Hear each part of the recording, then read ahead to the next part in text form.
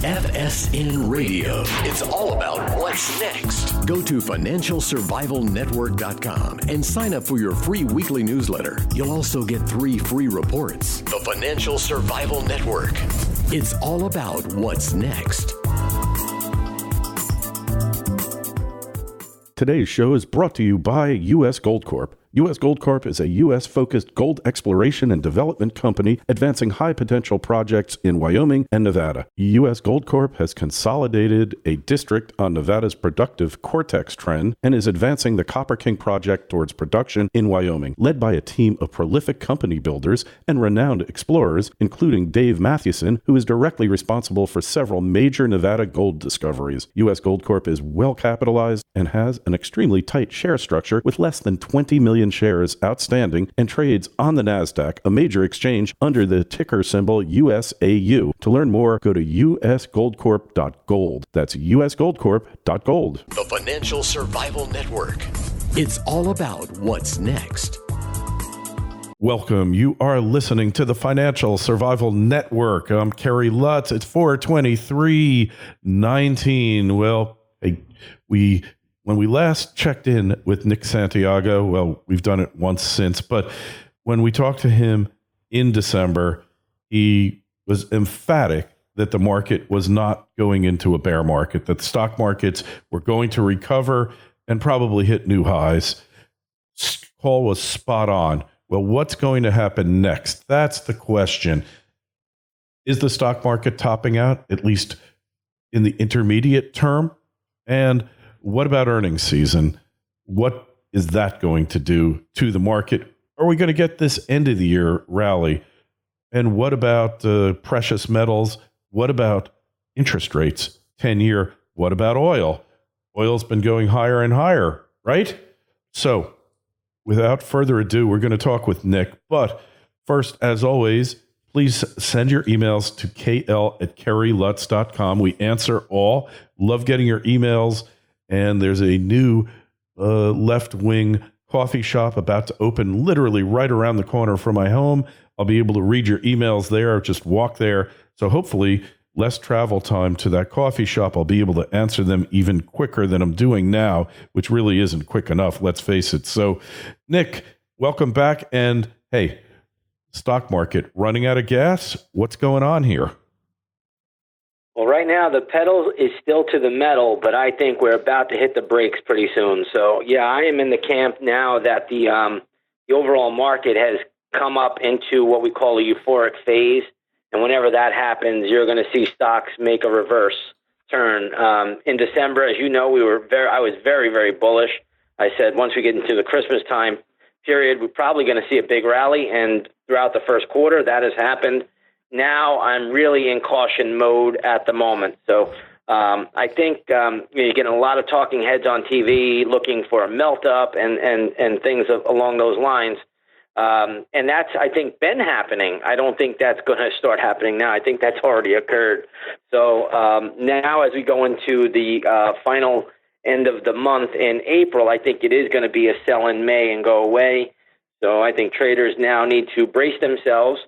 And this is not the time to get too optimistic about things. This is the time to be a little bit on the guarded side. The gains, the easy money has already been made, and now we're going to hit some major headwinds throughout the summer period for 2019. How about sell in April and avoid the anxiety of May and the summer months altogether? Remember, last time you were thinking that the Fed is going to cut rates as early as September. So we'll get to interest rates in a bit. So what about the earnings? Obviously, that looks like it's being a bit of a drag on stock prices, potentially, right? Well, so far, we've seen the earnings announcements come in, pretty much as expected. But I don't really care so much about what these companies report as much as I care about the reaction from the market. So you've had a few companies really come in with some bad news, and the markets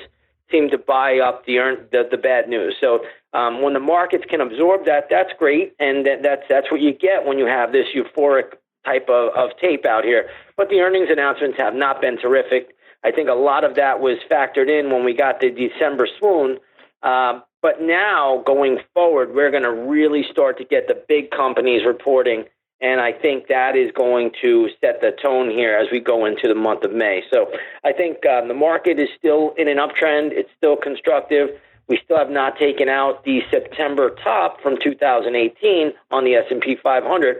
I think we can challenge it, maybe even pierce it, but I don't see us going much past it. And then I do think we're going to do an about face and see this market come back down. It's just the way that the things work. When everybody's all on one side of the boat, the market's going to go the other way. And right now, what you're seeing is that the best moves come at the end of moves, and that's why almost every day we see the S&P and we see the Dow starting to show a lot of leadership. That is a little bit of a warning when you get these big moves at the end of moves, and you got to be a little bit careful here. Yeah. So we've had a big move. It's recovered all of its losses. Some of the indices are at all-time highs, right? And how are we going to know this for sure before it happens and you get slammed? Well, here's one of the telltale signs that you look for. You look for a high-volume reversal day. And what that means is if you just take a look at the S&P spiders, that's a really, really good ETF to just track the whole S&P 500. And what you'll notice here, especially in the month of April, we have not even traded on a single day 100 million shares. So the volume has been extremely light really since the December lows, where the volume was extremely heavy. Back then, we were trading on an average 150 to 200 million a day. Now, since December, you could probably count on one hand how many days we've traded 100 million shares, which is not very heavy at all. But we've been averaging probably around 60 million shares a day. That is a very, very light tape, and light tape favors upside. So when you get heavy volume and you see the market go to new highs and then reverse that move, that's really a key cincher that the highs are in and we're going to go into correction or at least a decent pullback from that high level. So that's what I look for. Until then, I try to ride the trend out. That's what I've been telling my members. We're going to stick with the trend as long as we can. The old market adage is the trend is your friend until the end. And it's not over yet. Markets are still going up, but we're getting really, really close. And we got lots of signs that distribution is starting to take place as well. Distribution. So, and it's always sends off alarm bells when you have higher prices on lower volume, right? It's telling you that the market is narrowing and that the demand isn't there, but that the supply isn't there yet either. So we see, so distribution effectively, when more people are getting rid of shares than want them, that's when we're going to see that reversal day. Yeah, what will happen is you'll usually get a lot of volume, and in a light volume tape, that's the key now. You just look at, you could see in the month of January, not a single day where we traded 100 million shares. In fact, yesterday was the second lightest day of the entire year, with only 40 million shares traded. And I believe on April 2nd, we traded the lightest day with 40.07 million shares traded. So what we're looking for now is a high volume day. When you get that high volume day, that's usually a little bit of a hint or a warning that the markets are coming to a conclusion here, and they're going to reverse the trend. But the trend right now is still up, and we want to stick with it as long as we can. We have not hit the September highs, but we're getting very, very close to it. Mm-hmm. Interesting. So, and of course, as we know, and you've told me this many times, all these markets are interconnected to some extent. So we have to look at interest rates because they're definitely a part of this. You still believing that the Fed is going to cut come September? Yes. Nothing has changed there. Right now, you're going to see if any of your members have a chart, and this is something that I've showed my members here, is that when the 10-year U.S. Treasury note yield, when the yield fell down to as low as 2.35%, that occurred in mid-March, and that was when it hit the 200-week moving average. And I thought at that time we'd get a short-term bounce, potentially to go as high as 2.64%, 2.65%, and then I think yields start to head back down. So right now the market, even though they'll tell you they love low yields, they're rejoicing that yields have moved higher. But even today, where the market is up, you're looking at bond yields in this session right now. They're basically trading around 256. They're down 2 basis points. So it's a very, very strange tape. You have a lot of central bank intervention. You have a lot going on in Europe. You have people in Europe fleeing, coming into the U.S. dollar. So, we have a Fed announcement that's also coming up on May 1st. But the reality of it is, I do believe that bond yields are going to go lower. I do believe once they start to crack, you're going to see panic in the market. People are going to say, oh, no, what's happening? And really, all you got to do is watch the bank stocks, right? Yeah. So the bank stocks recently have had a good run. J.P. Morgan has been rallying higher since late March, and it recently went to $114 a share. It was trading around $98 a share in late March. So as bond yields moved up, the bank stocks moved higher. But now, if those bank stocks start to come down, that's a really good indication that the current rally has ended, and we're going to see a nice pullback, even maybe even a correction of 7 to 10%. I would not rule that out. All right, so let's go over to precious metals. Gold has not been performing well, but it's still showing pretty decent relative strength. It's down $7 or so right now. And what's up with that? What's your take? Yeah, so gold has had an amazing run really into late February. It even surprised me. You remember, I was even shocked that gold was going up because I just didn't think it was time for it to go higher. Now, you've started to make lower highs on the daily chart. Gold is pulled back. If you look at spot gold, I believe today it's trading at around $1,270. So all in all, I think gold can still retreat a little bit from here. I don't see a gold crash or anything like that, but I think it just got a bit ahead of itself as the market fears subsided. Gold has started to pull back, and this is just natural ebb and flow. So we talked about it, gold being in a huge range, and I just had a hard time thinking that it can go a whole lot higher. And I was actually even really surprised the way it was behaving. But what you want to do now with gold futures is let it set up and give you a really, really good pattern. But I don't see gold going much below $1,200. I think that would be a buying opportunity. Any dip below 1,200 is put your hands in a cookie jar and grab as much as you can. That's going to be a buying opportunity for gold. Ultimately, when you look at the bigger time frame, gold has been making higher lows since the bottom was put in December of 2015. It made a higher low on December 2016, and then it made another higher low in August of 2018. So as long as those higher lows are in place, it's buy every dip into that support area. So again, if we could get gold down to around 1,200, I think it's a buying opportunity. Ultimately, I think the day in the sun for gold is coming. Within the next couple of years, you'll see what I call the super spike that's going to happen. But there's a very, very bullish pattern on a big multi-year chart, and that's the way you have to really view gold at this point in time. Okay, and oil's been heading higher. You see it at the pumps. We're back to $3 gas here in beautiful Florida. So is this just a blip? Is it going lower? No, what's up with it? Not a blip. Oil's got a little bit more to go.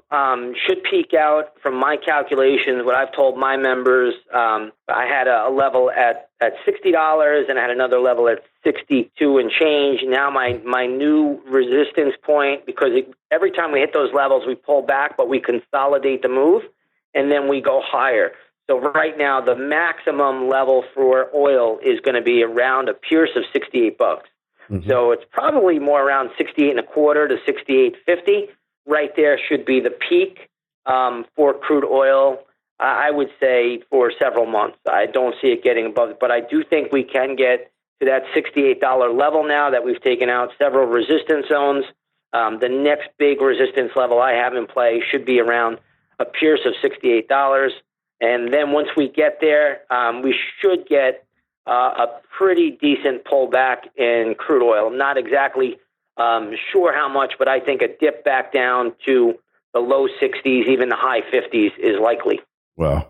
So I heard 58 to 52 to 58. Somebody told me, is that in the realm of possibility? Well, I would think 58 is probably a big support level looking at it now. If once we get to 68 first and then you can start to decline, yeah, I do think we'll probably test the 58 level. Below that is certainly possible, but I never like to look at a lower level until we take that first level out. So my first support level will be around $58. $58, huh? Huh. Okay. Yep. And then, the markets tend to overshoot. We could see sub $50 oil for a short period of time, huh? Sure. Crude oil has a tendency to always overshoot. That's why, I'm looking for a move to 68 first, pierce of 68. Then once it starts to retreat, you get down to the low 60s, you break that, you test 58, you break that, then you go down to around 55, and then you'll see 52 was a major pivot back in February of this year. That'll be a big test. And then you're really, you're looking at going back towards the lows that were made in December, and crude traded at $42 in December. So, 68 is kind of my max move. I know there's a lot of geopolitical stuff going on with U.S. and Iran sanctions.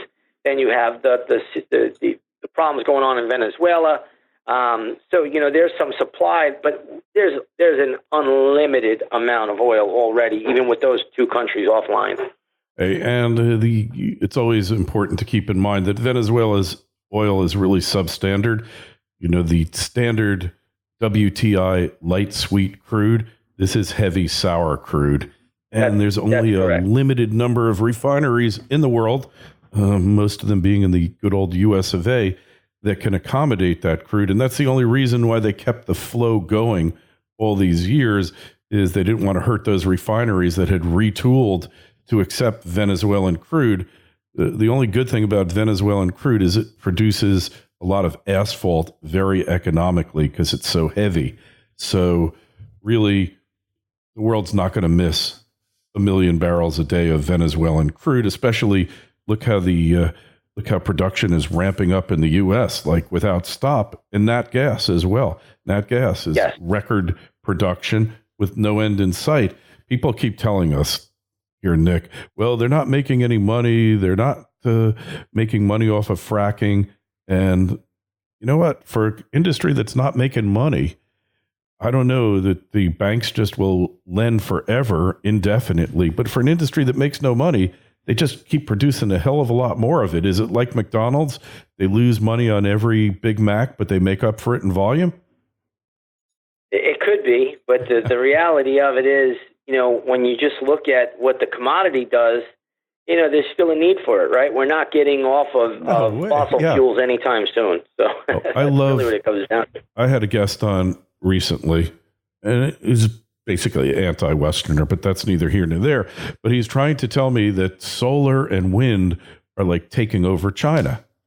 And when you look at it on the surface of China's stats, it appears that almost 40% comes from quote unquote renewables.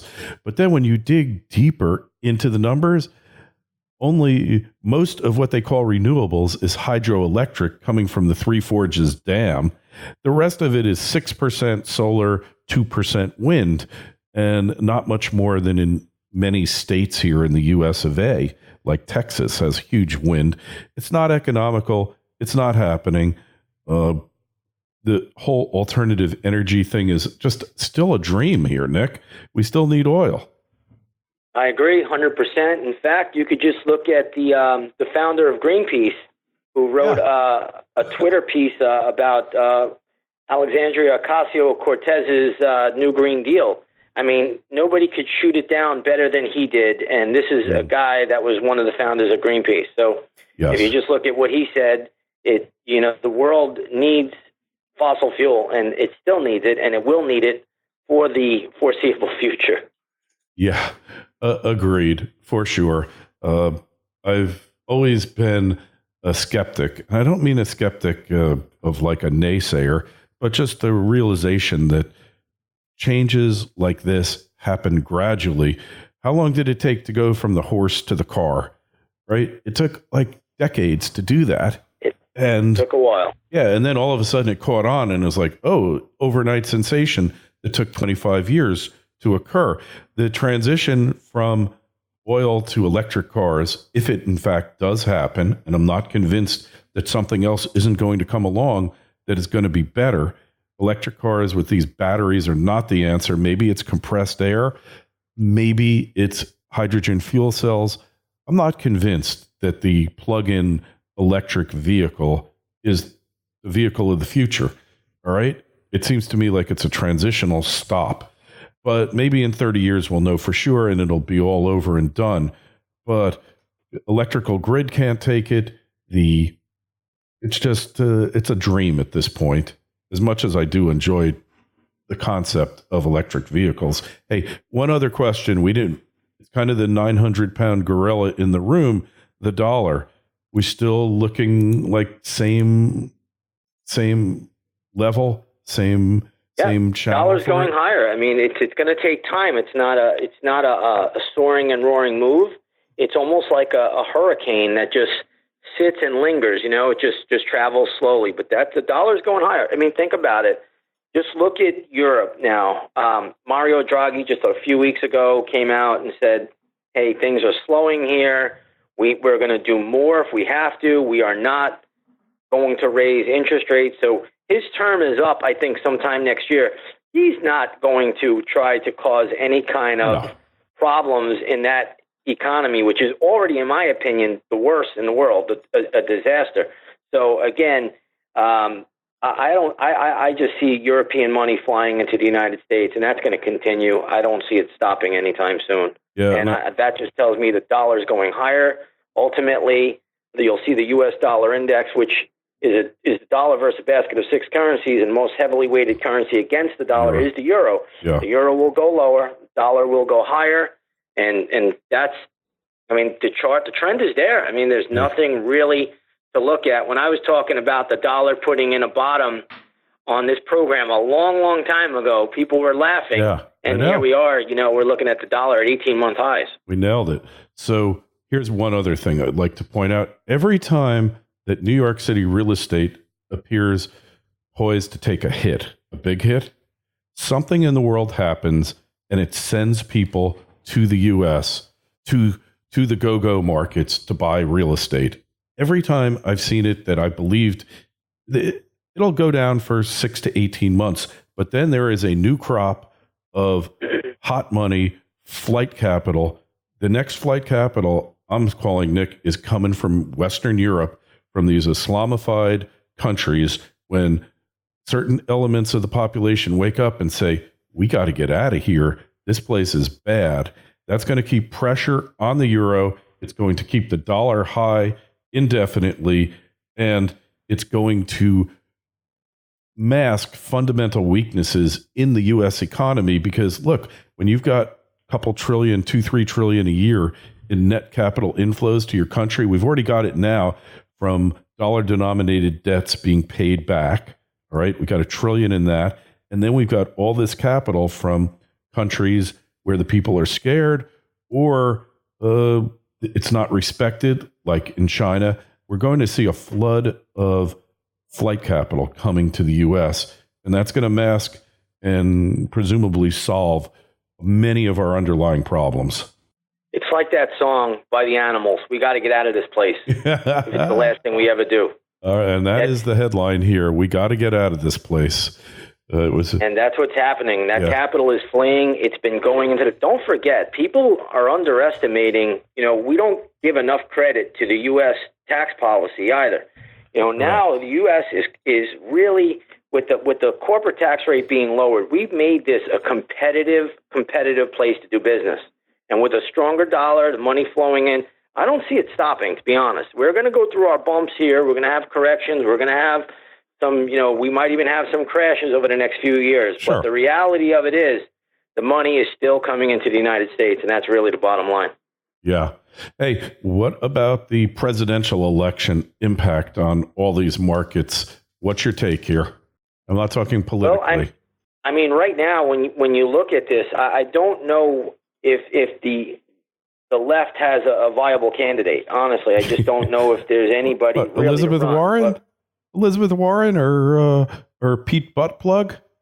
I think Pete Buttplug really could be the guy who just takes over the field here, Nick. Well, listen, we're in some real trouble if that's the case. But I don't really know what to say. I don't understand how these people even get traction. They're just preying on just socialism. I mean, Bernie Sanders has just killed the healthcare stocks just because he's coming out with Medicare for all and all of these. These guys just don't know how to do mathematics, or maybe they never learned simple mathematics. But these days we have calculators. It's not that hard to do.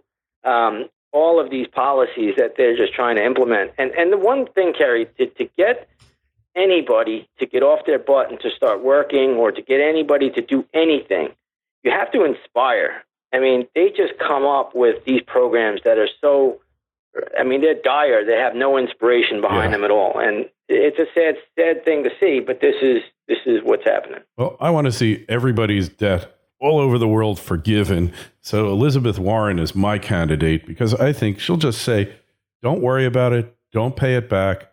We don't care. And then we start from a clean slate. What's wrong with that policy, Nick? Unfortunately, that policy may happen one day in the next 10 to 20 years. So I wouldn't, it's sad. It's really, really sad. But, when you just hear about these things, it's just, they're just trying to out-better themselves. You got that, the Yang character, he wants to give $1,000 a month to everybody, and, free cell phones, free TVs, and free everything. Well, I'm voting for Tim Harris, the candidate you never heard of and you never will hear of. Yeah, I don't know him. You're never going to. Don't worry about it. He's a guy from Yonkers who thinks he can get elected president, and I like the guy, but he has as much chance as well. Pick your candidate on the Democratic side. So, but point is, spending is up and currency creation is up, so the economy is going to continue up, right? Yeah, for the most part, I believe we'll get a little, like I said earlier, a little swoon here in the summertime. It could be, a little bit scary, and then we'll go right back up. Yes. All right. Hey, so I should have mentioned earlier, you find Nick's work at inthemoneystocks.com. Nick, just tell us what offer is available. Yeah, come on over. We have a 7-day free trial to our intraday stock chat room. We got lots of earnings plays going on here, lots of trades. We just took a nice trade on Twitter and made a little bit of money there. So again, and we have our research center. You get all of our work. You get all of my work in the daily market report. I put that out each and every night. I walk you through everything that I'm seeing as far as the S&P, gold, the 10-year U.S. Treasury note.